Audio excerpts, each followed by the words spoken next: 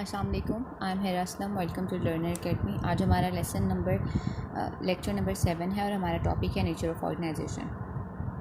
Organisation जो है वो एक डेलिब्रेट अरेंजमेंट होती है लोगों की, जहाँ पे वो एक स्पेसिफिक पर्पस या स्पेसिफिक गोल्स के लिए जो है वो एक टीम की सूरत में काम करते हैं। गवर्नमेंट एजेंसीज़ भी हो सकती हैं, banks, insurance company, departmental stores, fire department, hospitals, ये तमाम क्या हैं, ये ऑर्गेनाइजेशंस हैं। ठीक है, कोई भी किसी भी एक सेटअप को हम ऑर्गेनाइजेशन कब कहते हैं, जब वो उसके पास 3 कैरेक्टरिस्टिक्स होती हैं, कॉमन कैरेक्टरिस्टिक्स होती हैं। फर्स्ट क्या होती है, तमाम ऑर्गेनाइजेशंस का, हर ऑर्गेनाइजेशन का एक डिस्टिंक्ट पर्पस होता है। ठीक है, उसका एक हर ऑर्गेनाइजेशन अपना एक सेपरेट गोल्स लेकर चलती है, या फिर सेट ऑफ गोल्स होते हैं जो जिन्हें वो अकम्प्लिश करना चाह रहे होते हैं, अचीव करना चाह रहे होते हैं। सेकेंड, लोगों पे जो है वो कंसिस्ट करती है ऑर्गेनाइजेशन। ठीक है, पर्सन अलॉन्ग, एक अकेला इंसान जब काम करता है ऑब्वियसली वो ऑर्गेनाइजेशन ही होता है। Organisation is where people work together in a form of team. ठीक है, थर्ड आ जाता है डेलिब्रेट स्ट्रक्चर होता है, जहाँ पे उनके मेंबर्स जो हैं वो काम करते हैं। ठीक है, वो स्ट्रक्चर ओपन और फ्लेक्सिबल भी हो सकता है, क्लियर और प्रिसाइज भी हो सकता है। ठीक है, वो ऑर्गेनाइजेशन टू ऑर्गेनाइजेशन वेरी करता है। ऑर्गेनाइजेशनल स्ट्रक्चर को हम इस तरह से डिफाइन करते हैं, एक inter related group of an organisation are constructed. हम ऑर्गेनाइजेशन के अंदर ग्रुप्स बनाते हैं और वो ग्रुप्स आपस में इंटर रिलेटेड होते हैं, वो फिर आपस में एक म्यूचुअल कॉर्पोरेशन में काम करते हैं किसी भी गोल को अचीव करने के लिए इफेक्टिव कम्युनिकेशन के थ्रू। ठीक है, क्लासिकल मैनेजमेंट थ्योरीज कहते हैं कि group of people to work toward a particular goal, there really was only one way to structure the organization with each person with his or her assigned function। ये अभी भी workable है, बल्कि organisation इसी idea पे base करती हैं कि ऑर्गेनाइजेशन स्ट्रक्चर वो स्ट्रक्चर होता है जहाँ पे हर इंसान, हर इंडिविजुअल को फंक्शंस, उनके स्पेसिफिक फंक्शंस असाइन कर दिए जाते हैं। ठीक है, स्पेशलाइज्ड जो है वो टास्क दिए जाते हैं जो वो परफॉर्म करते हैं। ठीक है, उसके बाद ऑर्गेनाइजेशनल स्ट्रक्चर को ऑब्वियसली पहले पेपर पे लाया जाता है, ऑर्गेनाइजेशनल मेंबर्स कंफर्म करते हैं उससे ऑर्गेनाइजेशनल स्ट्रक्चर को, लाइंस ऑफ अथॉरिटी बताते हैं, रिस्पॉन्सिबिलिटी और फंक्शन को डिवाइड किया जाता है, वो इक्वली भी हो सकता है। ठीक है, पावर और इन्फ्लुएंस के अकॉर्डिंग। ठीक है, ये ऑर्गेनाइजेशन टू ऑर्गेनाइजेशन वैरी करता है, लेकिन मेन जो वर्किंग होती है वो इसी लाइन पे बेस करती है। एथनोग्राफिक ऑर्गेनाइजेशनल बिहेवियर अगर स्टडीज़ को देखा जाए तो वो इंडिविजुअल ऑर्गेनाइजेशंस देखने में लगता है कि तमाम ऑर्गेनाइजेशंस जो हैं वो सिमिलर हैं, मगर जब उन्हें बहुत ज़्यादा क्लोज एग्जामिनेशन करते हैं तो उसमें पता चलता है हर ऑर्गेनाइजेशन का अपना एक यूनिक कल्चर होता है। ठीक है, रूल्स फॉर बिहेवियर होते हैं, कम्युनिकेशन स्टाइल्स होते हैं, उनकी अपनी सेलिब्रेशंस होती हैं, एथिक्स एंड वैल्यूज़ होती हैं। ठीक है, ऑर्गेनाइजेशन को क्लासिकल मैनेजमेंट वाले कहते हैं कि वो एक स्टेबल स्ट्रक्चर होता है, हमेशा हायरार्किकल फैशन में अरेंज होता है, पावर डिस्ट्रीब्यूशन होती है, विजन फ्लो करता है ऑर्डरली फैशन में, individual from the top to below. ठीक है, वर्ल्ड वॉर 2 ने कुछ कॉन्सेप्ट चेंज कर दिए थे क्योंकि मैसिव ऑर्गेनाइजेशंस बनाई गई थी उस वक्त। उसके बाद हमारा जो यूनाइटेड नेशंस है वो भी वर्ल्ड वॉर 2 के बाद ही जो है वो बनाया गया था। अब जो ऑर्गेनाइजेशन स्ट्रक्चर बेस करता है वो टीम ऑर्गेनाइजेशन पे बेस करता है। ठीक है,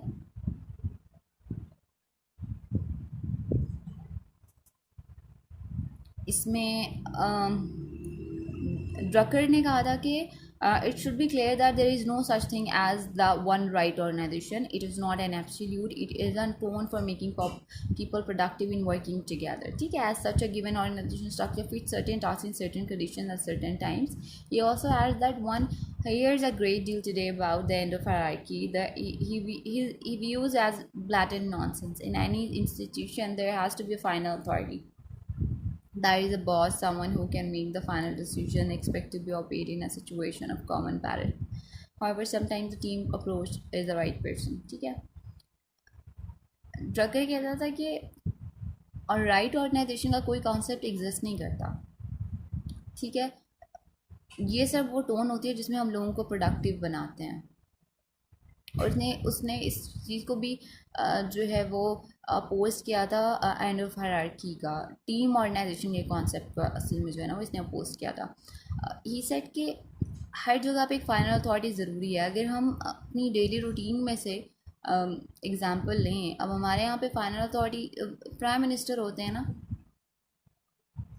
अब वो नहीं होंगे, अब कोई भी डिसीजन लेना है वो प्राइम मिनिस्टर अप्रूव करेंगे।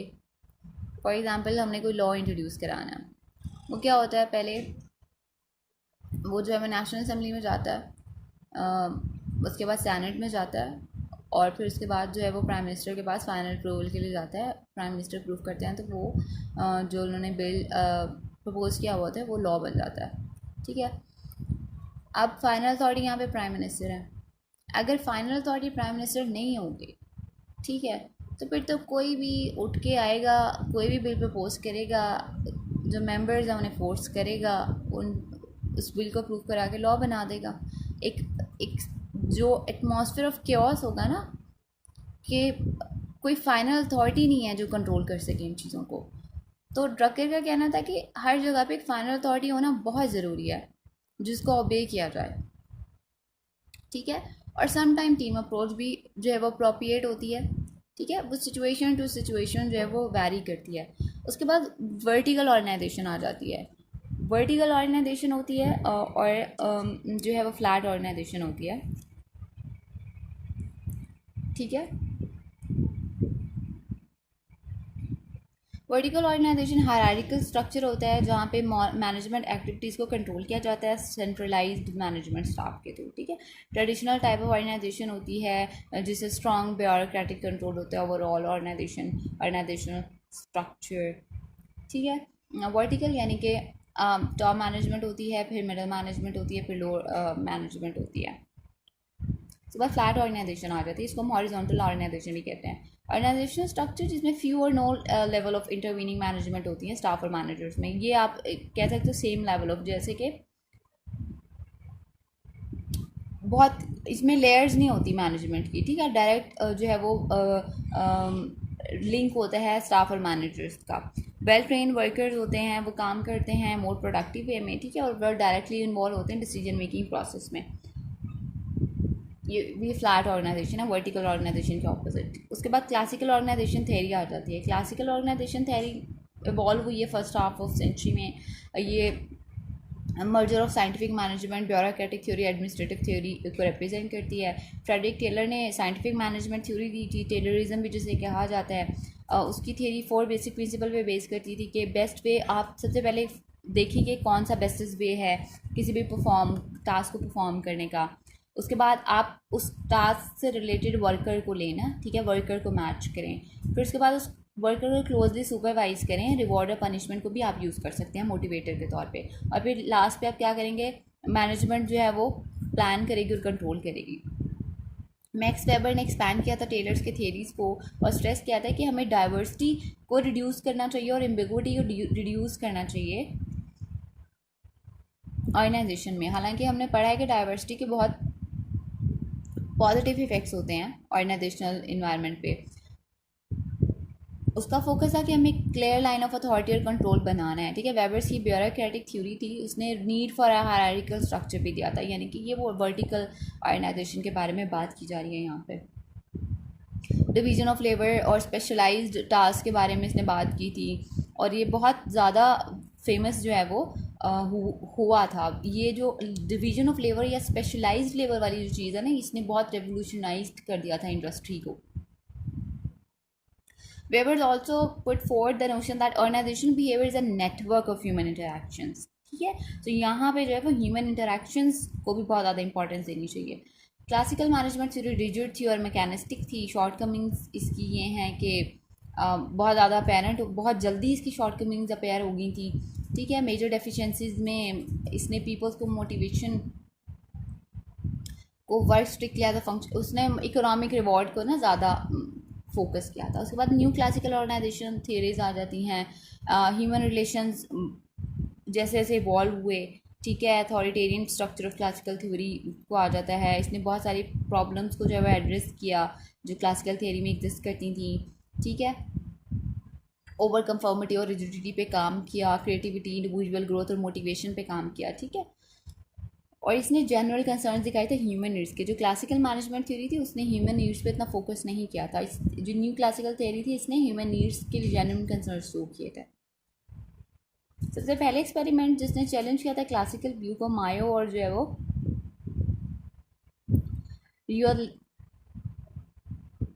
रियोथलिसबर्गर ने जो है ना वो लेट 1920 में किया था वेस्ट इलेक्ट्रिक प्लांट में, हॉटसोन में। ठीक है, लीनियस में मैनिपुलेट की थी कंडीशंस को वर्किंग एनवायरनमेंट में। फॉर एग्जांपल बहुत माइनर चेंज क्या हो सकता है, आप लाइट इंटेंसिटी चेंज करते हैं, वहाँ पर जो लाइट है उसकी इंटेंसिटी को चेंज कर दें, इंक्रीज़ कर दें या थोड़ा डिक्रीज़ कर दें। इस माइनर चेंज से उन्होंने पता किया था कि पॉजिटिव इम्पैक्ट किया था इसने प्रोडक्टिविटी पे।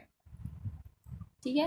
और जब आप एम्प्लॉयज़ को अटेंशन देते हो ना फ्रेंडली मैनर में, नॉन थ्रेटनिंग वे में, तो ये बहुत ज़्यादा सफिशेंट होती है, आपके आउटपुट को बहुत ज़्यादा इंक्रीज़ करती है।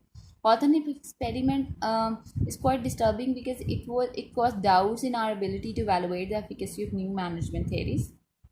An organization might continually involve itself in the latest management fads. ठीक है। उसके बाद मॉडर्न ऑर्गेनाइजेशनल थेरीज आ जाती हैं। इन्होंने ये कॉन्सेप्ट पे बेस कर दी थी कि ऑर्गेनाइजेशन वो सिस्टम है जहाँ पे आप अडॉप्ट करते हो चेंजेस को उसके अकॉर्डिंग, उसके एनवायरनमेंट के अकॉर्डिंग। ठीक है। ये ऑर्गेनाइजेशन को डिफाइन करते हैं, एक डिज़ाइंड और स्ट्रक्चर प्रोसेस होता है जिसमें इंडिविजुअल्स इंटरैक्ट करते हैं सर्टेन ऑब्जेक्टिव्स और गोल्स को अचीव करने के लिए। ठीक है। These were subsequently reemphasised by Bernard who gave the first modern comprehensive view of management. ठीक है। The operation research approach was suggested 1940। उसने कहा था कि सेवरल डिसिप्लिन्स प्रॉब्लम सॉल्विंग को इसने यूटिलाइज़ किया था। उसके बाद जो है वो बर्टलनफी ने सिग्निफिकेंट कंट्रीब्यूशन दी थी। उसने सजेस्ट किया था कि component of general system theory का ना जिसे as a basic premise of modern theory किया जाता है। मॉडर्न अंडरस्टैंडिंग और ऑर्गेनाइजेशन को हम ब्रॉडली क्लासीफाई करते हैं सिस्टम अप्रोच में, सोशियो टेक्निकल थ्योरी में और कॉन्टीजेंसी और सिचुएशनल अप्रोच में। सिस्टम अप्रोच या थ्योरी में जो है वो इसको हंगेरियन बायोलॉजिस्ट लुडविग ने जो है वो इसको 1928 में प्रपोज किया था। इसको अभी तक नहीं यूज़ किया जाता ऑर्गेनाइजेशन में, लेकिन उस वक्त ये बहुत ऑब्वियसली पॉपुलर हुई होगी। इसने कहा था कि जितने भी कंपोनेंट्स होते हैं ऑर्गेनाइजेशन के वो इंटर रिलेटेड होते हैं। ठीक है। और एक वेरिएबल को जब हम चेंज करते हैं तो वो इम्पैक्ट करता है दूसरे तमाम वेरिएबल्स को। इसमें हम ऑर्गेनाइजेशन को as a system, open system view करते हैं, कॉन्टीन्यूली इंटरैक्ट करते हैं अपने इन्वायरमेंट के साथ। ठीक है। डायनेमिक इक्विलिब्रियम की स्टेट होती है जिसको आप इन्वायरमेंटल चेंजेस में अडॉप्ट करते हो। और सेंच ने इसको डिस्क्राइब किया था as understanding how our action shape our reality. ठीक है। सेंट्रल थीम अगर देखा जाए सिस्टम थ्योरी का था वो क्या, नॉन लीनियर रिलेशनशिप एग्जिस्ट करता है वेरिएबल्स में। स्मॉल चेंजेस जो हैं वो कॉज करती हैं ह्यूज चेंजेस, और समटाइम लार्ज चेंजेस कॉज करती हैं बहुत नॉमिनल चेंजेस। ठीक है। नॉन लीनियरिटी ने कॉम्प्लेक्सिटी ले आई थी वो इस अंडरस्टैंडिंग में। ठीक है। लेकिन ये मोस्ट सेलियंट आर्ग्यूमेंट था सिस्टम थ्योरी में कि complexity introduce by non linearity makes it difficult और impossible to fully understand the relationship. यानी कि वो जो रिलेशनशिप वेरिएबल्स में इन्होंने एक्सप्लेन किया था ना, इसको अंडरस्टैंड करना बहुत मुश्किल था, ये कॉम्प्लेक्स था। आप इस रिलेशनशिप को नहीं क्लियरली अंडरस्टैंड करते बिकॉज समटाइम बहुत मेजर चेंजेस जब आप लेकर आते हो तो उसके इफेक्ट बहुत कम होते हैं, और समटाइम बहुत माइनर चेंज जो है वो बहुत मेजर ड्रास्टिक इफेक्ट जो है वो कॉज करता है। ये जो है वो सेलियंट आर्ग्यूमेंट्स थे सिस्टम थ्योरी के अगेंस्ट। उसके बाद सोशियो टेक्निकल अप्रोच आ जाती है। इसमें कहा गया था कि सिर्फ जॉब इनलार्जमेंट और इनरिचमेंट ही इंपॉर्टेंट नहीं होती, बल्कि आप टेक्नोलॉजी को आप कितना ट्रांसफॉर्म करते हो मीनिंगफुल टूल में। ठीक है। वो भी बहुत ज़्यादा इंपॉर्टेंट होता है। ये बेस करती है इस कॉन्सेप्ट पे हर ऑर्गेनाइजेशन लोगों पे कंसिस्ट होती है, टेक्निकल सिस्टम होता है, इन्वायरमेंट होता है। ये तीन चीज़ें होती हैं, लोग होते हैं, टेक्नोलॉजी होती है और इन्वायरमेंट होता है। ठीक है। लोग जो है वो टूल्स को यूज़ करते हैं, टेक्निक्स और नॉलेज को यूज़ करते हैं ताकि वो गुड्स एंड सर्विसेज को प्रोड्यूस कर सकें, और जो कि वैल्यू की जाए कंज्यूमर्स और यूज़र्स की तरफ से, जो कि एक्चुअली जो है वो इन्वायरमेंट है। ठीक है। और इन सोशल सिस्टम में इक्विलिब्रियम होना बहुत ज़्यादा इंपॉर्टेंट है, और ये जितना ज़्यादा इक्विलिब्रियम होगा उतना ज़्यादा इफेक्टिव जो है वो ऑर्गेनाइजेशन काम करेगी। उसके बाद कॉन्टीजेंसी थ्योरी आ जाती है। ठीक है, कॉन्टीजेंसी थ्योरी में आता है कि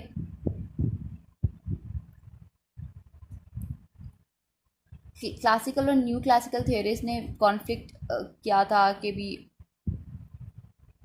आप अवॉइड करो ऐसी चीज़ों को, ठीक है, जो कि आपके इक्विलिब्रियम के साथ इंटरफेयर करती हैं, उसको डिस्टर्ब करती हैं। लेकिन कॉन्टीजेंसी थ्योरीज ने कहा था कॉन्फ्लिक्ट इनएस्केपेबल है, आप उससे एस्केप नहीं कर सकते लेकिन उसे मैनेज ज़रूर कर सकते हो। ठीक है, यहाँ पे ये है कि आप किसी भी कॉन्फ्लिक्ट को उसे फेस किए बगैर रिजॉल्व नहीं कर सकते। आप जितना अवॉइड करोगे उतना जो है वो लटकता जाएगा जब तक आप उससे फेस करके रिजॉल्व नहीं करोगे। चैंडलर ने स्टडी की थी 4 लार्ज यूनाइटेड स्टेट्स कॉर्पोरेशन को, प्रपोज किया था कि ऑर्गेनाइजेशन जो है ना वो नेचुरली इवॉल्व होती है अपनी नीड्स को फुलफिल करने के लिए। ठीक है, ऑर्गेनाइजेशन एक रेशनल, सिक्वेंशियल और लीनियर मैनर में बिहेव करती है ताकि वो अडेप्ट कर सके उन चेंजेस को जो कि इनके इन्वायरमेंट में आ रही हैं, और करंट नीड्स को जो है वो फुलफ़िल कर सकते, करंट नीड्स को जो है वो अप्रोच कर सके। ठीक है, इफ़ेक्टिवनेस जो है वो बहुत ज़्यादा इम्पॉर्टेंट होती है, और इफ़ेक्टिवनेस वो फंक्शन है मैनेजमेंट एबिलिटी का जो आपको एबल करता है कि अडॉप्ट कर सको आप इन्वायरमेंटल चेंजेस को। ठीक है, उसके बाद ऑर्गेनाइजेशनल स्ट्रक्चर आ जाता है कि किस किस्म के ऑर्गेनाइजेशनल स्ट्रक्चर इंपॉर्टेंट होते हैं। वेबर का ब्यूरोक्रेटिक स्ट्रक्चर था, हायरार्किकल मैनर होना चाहिए। ठीक है, क्लियर कंडीशंस होनी चाहिए, एम्बिग्विटी को जो है वो ख़त्म करना चाहिए। उसके बाद फेडरल ड्रकर ने फिर फेडरल डिसेंट्रलाइजेशन का कॉन्सेप्ट लेकर आया था कि एक कंपनी को ऑर्गेनाइज होना चाहिए कि वहाँ पे नंबर ऑफ़ इंडिपेंडेंट यूनिट्स हों जो कि साइमल्टेनियसली काम करें, हर यूनिट की अपनी मैनेजमेंट हो। ठीक है, जो कि अपना ऑटोनोमस बिजनेस जो है वो रन करे। उसके बाद प्रोजेक्ट मैनेजमेंट ऑर्गेनाइजेशन स्ट्रक्चर आ गया था, हाईली डायनेमिक और टेक्नोलॉजिकल इन्वायरमेंट में इसको इफेक्टिवली यूज़ किया गया है। ठीक है, इसमें जो है वो इंफॉर्मेशन और एक्टिविटीज़ रिलेट करती हैं स्पेसिफिक प्रोजेक्ट से। इसका गोल होता है कि आप इफेक्टिव इंटीग्रेशन प्रोवाइड करें ऑर्गेनाइजेशन के रिसोर्सेज को ताकि आप एक स्पेसिफिक प्रोजेक्ट को कंप्लीट कर सकें। उसके बाद मैट्रिक्स ऑर्गेनाइजेशन स्ट्रक्चर इवॉल्व हुआ प्रोजेक्ट मैनेजमेंट फॉर्म से। इसने ये रिप्रेजेंट करता था कि ट्रेडिशनल ब्यूरोक्रेटिक अप्रोच और ऑटोनॉमस प्रोजेक्ट मैनेजमेंट अप्रोच को इकट्ठा करके। ठीक है, इसमें था कि आप का एक हायरार्किकल स्ट्रक्चर हो लेकिन उसमें डुअल अथॉरिटी और रिस्पॉन्सिबिलिटी हो। ठीक है, उसके बाद न्यू ऑर्गेनाइजेशनल स्ट्रक्चर है, नेटवर्क स्ट्रक्चर है कि इसमें नेटवर्क्स न्यूमरस सेपरेट ऑर्गेनाइजेशन एक नेटवर्क की सूरत में काम करती हैं। एक जो है वो प्रोडक्ट को बनाती है, दूसरी पैकेजिंग करती है, तीसरी रॉ मटेरियल लेके आती है, तो वो एक नेटवर्क की सूरत में जो है वो काम करती हैं। वर्चुअल ऑर्गेनाइजेशन होती हैं जो कि टेली कम्युनिकेशन या ई कम्युनिकेशन के थ्रू जो है वो अपना काम करती हैं।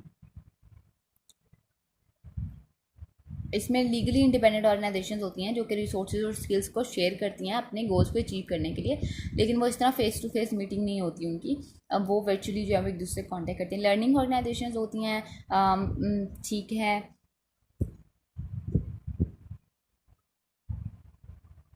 इसमें आप कंटिन्यूअल फीडबैक देते हो जिससे वो अनलर्न करने में आपको हेल्प करती है ओल्ड बिलीव्स को। ठीक है, और आपको न्यू फीडबैक के लिए ओपन रखती है। और पीटर सेंच कहता था कि लर्निंग आपकी कैपेसिटी को इन्हांस करती है कि आप एक्शन ले सको।